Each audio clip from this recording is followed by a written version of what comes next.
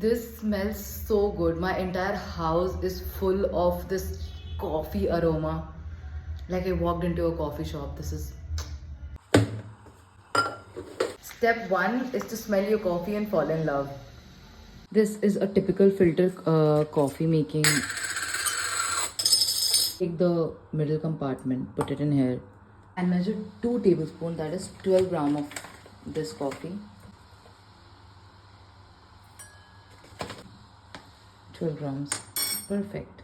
Now the trick here is to not bother it that much. Just give it a little tap once and twice. That's it. Place this over this now.